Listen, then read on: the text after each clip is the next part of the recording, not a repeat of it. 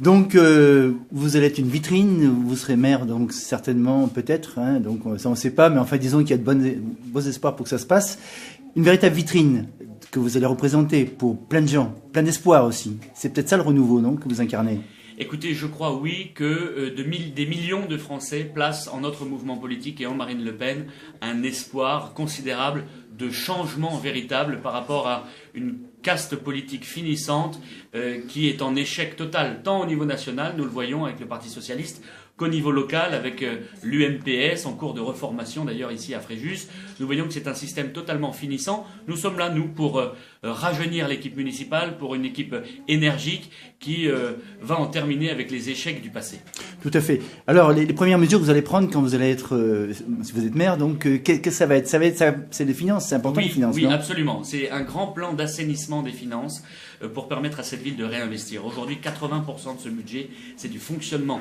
Ce qui est beaucoup trop important, il va falloir renégocier un certain nombre de contrats avec des entreprises, il va falloir faire la chasse aux dépenses somptuaires, aux doublons, aux dépenses de communication, renégocier aussi avec la communauté d'agglomération, pour pouvoir à terme, et c'est bien là notre objectif, baisser la pression fiscale. Car les Fréjussiens et les Français n'en peuvent plus d'être étouffés et de voir leur pouvoir d'achat reculer à mesure que les années passent sous l'influence de la droite et de la gauche qui n'ont cessé de faire reculer leur pouvoir d'achat. Nous sommes là, nous, pour être à Fréjus un pôle de résistance à la politique nationale et pour à terme baisser les impôts. Donc un audit structurel et financier. Absolument, un audit financier d'abord, pour détecter les grandes marges de manœuvre qui sont les nôtres, et puis surtout fonctionnel, pour voir là où se cachent les économies que nous pouvons faire, là où se cachent les doublons. Monsieur Mougin accorde par exemple, dans le cadre de l'Office du tourisme, accordé récemment 8 000 € bruts à l'une de ses amies. Il faut en finir avec les salaires de complaisance, il faut en finir avec cette complaisance et ces largesses financières à l'égard des copains et des coquins.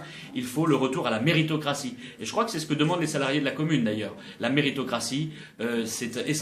Donc ça veut dire aussi de l'emploi à des gens compétents et viser la compétence en fin de compte. Absolument, absolument. Il faut un retour à la règle, encore une fois, du mérite pour faire en sorte que ce soit les plus brillants, les plus investis qui soient récompensés, pas en fonction de la couleur politique, pas en fonction de la proximité avec tel ou tel élu qui leur fait bénéficier de largesse financière pour un certain nombre d'entre eux.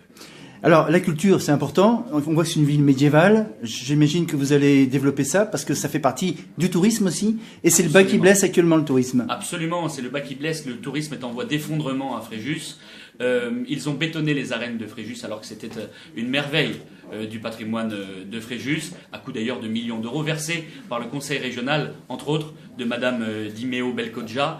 Et donc, en ce qui nous concerne, nous voulons essayer de redonner vie à notre patrimoine, de le défendre d'abord, mais ensuite de le faire connaître, parce que Fréjus est une ville magnifique qui mérite d'être connue de la part non seulement des Français, mais même, pourquoi pas, envisager un tourisme international. Pourquoi pas? De même que Port-Fréjus, parce que Port-Fréjus est une belle vitrine, là aussi, mais il n'y a personne. Oui, la problématique de Port-Fréjus, c'est qu'ils ont construit des logements qui ne sont pas destinés aux Fréjusiens. C'est en effet...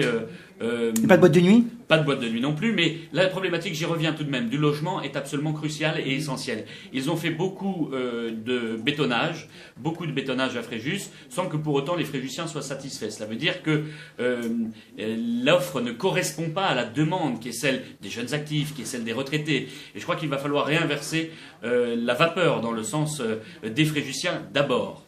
Tout ça, ça coûte cher. Vous avez trouvé des finances comment? Parce qu'on dit toujours, c'est vrai, c'est pas évident. Trouver de l'argent actuellement. Bien sûr, mais le grand plan d'assainissement des finances va servir à ça justement. Il va servir à permettre à l'investissement de croître considérablement et au fonctionnement de diminuer progressivement pour arriver à une norme en quelque sorte. Et puis j'ajoute une chose, c'est qu'il va falloir désendetter la commune, car elle est surendettée, c'est la 5e ville la plus endettée de France, 3 000 € de dette par habitant, et cela devient paralysant. Nous allons aller à la chasse aux emprunts toxiques, nous allons renégocier un certain nombre de contrats avec les banques, nous ferons tout pour désendetter cette commune et pour faire face au bilan calamiteux de M. Brun et de M. Mougin.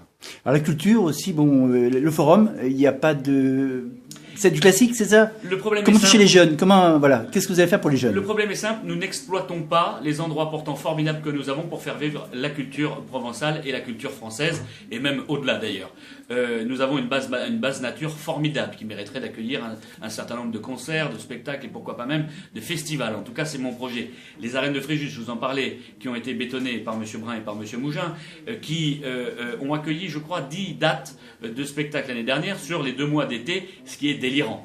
Et tous les endroits de la commune devront revivre, renaître avec justement cette possibilité de valorisation de notre culture et de notre patrimoine. Quel type de spectacle les jeunes Mais s'attendent à voir? Nous pensons à plein de choses. Nous pensons à des spectacles romains. Nous pensons aussi à des spectacles modernes pour les jeunes de notre commune. En effet, vous en parliez il y a un instant, ils ont fermé l'intégralité des boîtes de nuit, si bien que les touristes et les jeunes de cette commune vont ailleurs. Je reprends la problématique de la jeunesse pour vous reparler d'une chose importante, c'est l'absence de possibilité de formation à Fréjus. Pas de pôle universitaire. Pas d'IUT, en tout cas pas à Fréjus. Pas tout de suite. Et donc, par conséquent, il est impératif que nous nous mobilisions tous pour faire en sorte d'implanter durablement un centre de formation universitaire ici à Fréjus, pour que les jeunes de l'Est-Var ne soient plus obligés de fuir la terre qui les a vus naître. Tout à fait. Alors donc là, ça fait longtemps que ça grogne. Hein. On voit dans la rue, les gens disent « faut que ça change, faut que ça change, faut que ça change ». Personne ne l'a fait jusqu'à présent. Pourquoi ? Écoutez, à cause probablement d'intérêts politiques, parfois politico-économiques, je pense que ces gens-là, en plus de cela, sont profondément incompétents, qu'ils n'ont pas les qualités nécessaires pour redresser une commune. Nous le voyons bien d'ailleurs avec la situation de la ville. Et puis surtout, au bout de tellement d'années de pouvoir, l'appareil en quelque sorte est sclérosé. C'est pour ça qu'il faut un coup de jeune, un souffle nouveau, un renouveau municipal, et c'est d'ailleurs le nom de ma liste. Il faut rassembler les Fréjusiens autour de ce renouveau municipal. Et je crois que nous l'avons fait au premier tour et que nous allons le confirmer au second. Donc le moule n'est pas cassé. Pardon ? Le moule n'est pas cassé, le moule à imagination. Non, absolument pas. Bien au contraire, mon équipe pullule d'idées diverses et variées pour pouvoir remettre à l'honneur cette grande ville de l'Est-Var, qui n'aurait jamais dû d'ailleurs perdre sa place de ville phare de l'Est-Var. Rappelons encore une fois que dans le cadre de la communauté d'agglomération, nous avons le même nombre de représentants que Saint-Raphaël, qui a pourtant 20 000 habitants de moins. Je veux rétablir ici la démocratie locale, et nous allons donc faire entendre la voix de Fréjus, qui aujourd'hui n'est plus entendue malheureusement. Et demandé par la population parce qu'ils attendent beaucoup de vous. Absolument, absolument. Mais je crois que nous serons des élus de terrain, des élus de proximité, ce qui manque ici à Fréjus. Nous voulons être des élus du quotidien, qui vont régler les problèmes du quotidien des Français et des Fréjusiens en l'occurrence. Et donc, je crois que nous sommes aptes à cela et surtout prêts à cela. Tout à fait. Merci, Monsieur Rachid. Merci à vous.